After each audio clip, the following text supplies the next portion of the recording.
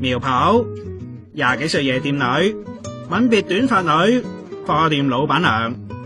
李亞鵬嘅疑似新歡真係數極都數唔晒啊！李亞鵬帶巨胸女遊劍橋，離婚後即狂歡。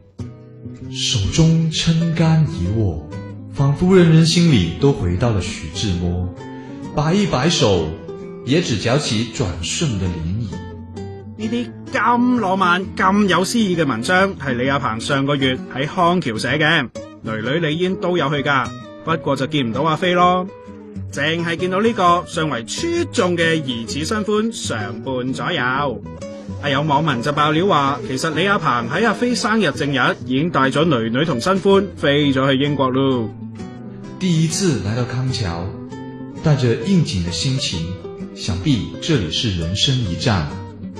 點止一站啊！有傳原來2年前李亞鵬曾經搭上一個雲南妹，仲搞到好多 friend 都知。阿飛覺得冇面，咪同李亞鵬炒咗大鑊咯。結果，我都唔使多講啦。尋日網上仲流出李亞鵬喺離婚當晚喺烏魯木齊 KTV 狂歡嘅相，仲請咗4個妹妹、2個公主伴唱。李亞鵬仲帶唔夠 cash， 要掛朋友名埋單啊！一晚唱唔夠後，14號晚再去酒店唱過。到底係慶祝定係解愁啊？